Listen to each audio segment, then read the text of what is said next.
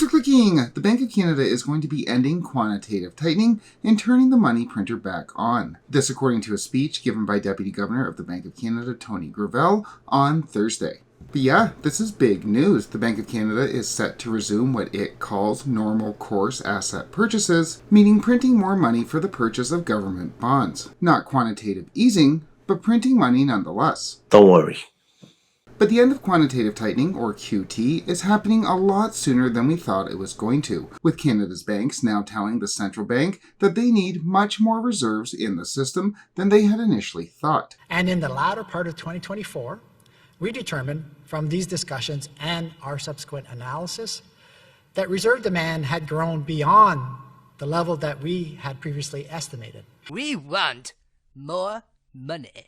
So what I want to do today is briefly go over quantitative easing and quantitative tightening, take a look at the speech given by Deputy Governor Toni Gravelle, discuss the potential for the return of quantitative easing, as mentioned by Gravelle, and then go over some implications. As we'll see today, the central bank is speeding up its timeline on ending quantitative tightening, though multiple questions continue to remain. We will obviously continue to track this process on this channel. Click like and subscribe if you want to get those updates, but for now, let's get into the speech.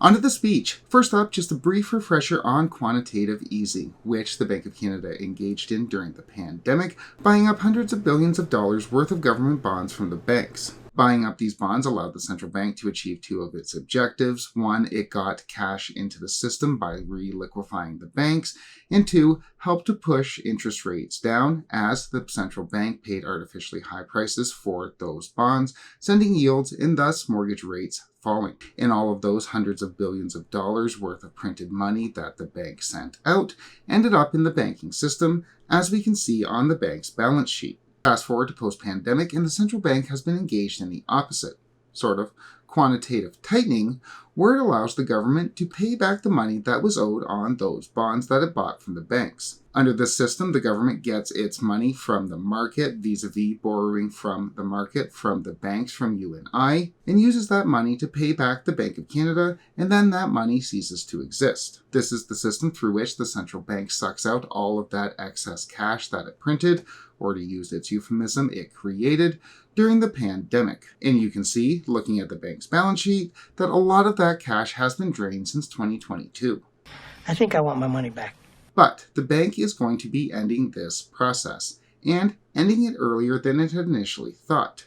1 year ago, the bank had estimated that when the bank's cash reserves got down to $20 to $60 billion, they'd be able to end quantitative tightening. Fast forward to now, and according to Gravelle, the banks have told the central bank that they need more reserves sitting in the system, closer to $50 to $70 billion worth of them. So to come up with the best estimate that we can, we regularly survey banks and other links participants to help us understand how much demand there is out there. And in the latter part of 2024, we determined from these discussions and our subsequent analysis that reserve demand had grown beyond the level that we had previously estimated. So the banks that have all of this money sitting in their accounts at the central bank have let the central bank know that they don't want those reserves drawn down anywhere below $50 billion. You can't trust them. So what does the end of quantitative tightening mean in practice? Well, now, when the government takes that money from the market to pay back those bonds, to pay back that money that it owes the Bank of Canada, that money will cease to exist, but the bank will then print more money to buy up new bonds. Buy up new bonds to replace the old bonds that were paid back. So, instead of the banks buying up those bonds being issued by the government and that money being sucked out of the system when it got paid back to the Bank of Canada, the Bank of Canada will now be purchasing new bonds to replace the old ones, meaning no net new funds will be leaving the system. Now, as to when the Bank of Canada plans to do this, according to Gravelle, it will happen within the first half of this year. And then, when pressed at it at the Q&A session after, he reiterated as much. You were so forthcoming with so many details. One obvious missing is a specific date for ending QT. I don't know if there's normally like a date, like is it going to be July 6th? Well, I don't and notwithstanding what you just said, so maybe that's a really moving target. I don't want to prejudge our discussions going forward up to the mid this year, but looking at a calendar, it's anywhere between now and end of June. Yeah, that tracks. And the reason, says Gravelle, why this timeline is being moved up beyond the bank saying that they need more reserves in the system is that there's a great big $25 billion government bond coming due in September, which will suck out an additional $25 billion out of the system, not to mention another $15 billion that will be sucked out between now and then. Given that the banks say they need between $50 and $70 billion worth of reserves on hand, which will drop far below that as of September, the central bank now wants to start buying up bonds early, getting ahead of the game before those reserves drop too low. To achieve a smooth glide path for the supply of reserves to land within the estimated demand range, we will need a transition process where we undertake asset purchases in order to help offset that sharp drop. That means we will need to restart our normal course asset purchases ahead of that September maturity. Now, I do want to be clear, this is not quantitative easing. The central bank is not buying up any brand new bonds. They're not adding additional bonds to their balance sheet. They're just replacing old ones. This isn't like quantitative easing where the bank was looking to stimulate, meaning this isn't exactly inflationary like QE was, though it's not disinflationary either. With that said, this would be the first step towards quantitative easing. If the bank had planned on turning the money printer back on full tilt, they would want to end quantitative tightening first. And this was actually brought up at the Q&A session following the speech. If a trade war began between the US and Canada, will the bank think about QE as a support mechanism? Which I think is definitely a good question if those tariffs come to fruition, which I still think, and maybe I'm completely behind the curve on this, but I still think that is a big if. Then if those tariffs do come to fruition, then there's only so much the Bank of Canada can do with its policy rate. There's only so much that they can do absent money printing. And I think Gravelle bared this out with his answer. Well, I'll start by saying, of course, a trade war or tariffs would be hard on the Canadian economy. Of course, we've been sharpening our pencils, we've been doing a lot of analysis, and you'll see a lot of that analysis in our NPR that's coming out in a couple of weeks. Nonetheless, it's really hard to talk about scenarios without the actual data. It's really hard to talk about what ifs. But we've been... Let's imagine 25% on all of our... In terms, but the thing is, at the end of the day, our mandate, our monetary policy mandate, will still stay the same. So we'll aim to achieve our 2% inflation target, whatever comes our way.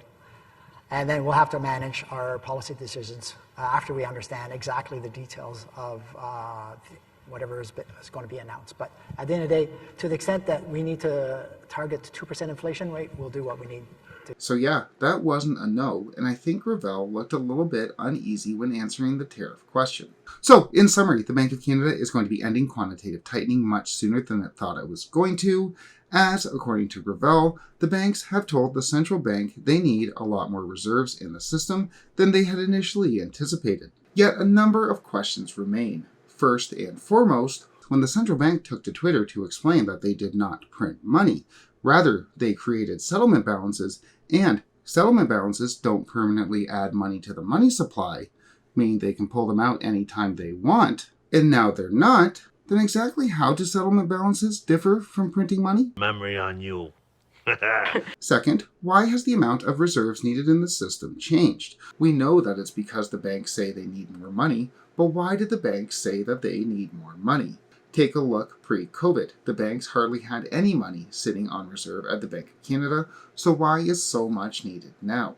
Doesn't matter. Third, this is obviously a move towards loosening. The central bank is no longer tightening monetary policy vis-a-vis quantitative tightening. Is this a prelude to something else? Although I try not to be hyperbolic, this is a pretty abrupt change. The reasoning for which that has been provided is only that the banks say they need it. I wanted to go shopping. Can I get some money? And finally, that pesky report from CIBC that was released last year still has not been addressed. That report from CIBC where the bank said that some banks were hoarding cash, and the central bank has still not addressed this in any substantial manner. Did this report, is this supposed hoarding contributing to the end of quantitative tightening, to maybe even the premature end to quantitative tightening? I don't know, and the Deputy Governor definitely was not asked at the conference. Though the Deputy Governor did say that this move has nothing to do with the cash injections with the overnight repo operations that the bank has been engaged in since this point in time, really last year. That's good enough for me. So, in summary, the Bank of Canada will be ending quantitative tightening earlier than they thought they would, restarting the money printer in order to buy new government bonds when the old ones mature, and hasn't exactly given a great explanation for the move beyond the banks say they need it. This very well could be the first step towards quantitative easing, which I think if those tariffs do come to fruition, again, I can't stress this enough, I still think that's a big if, but if they do come to fruition, this would probably be the first step on the way to QE. With that said, we will continue to track how this QT policy unfolds on this channel. Make sure you click like and subscribe if you want to get those updates.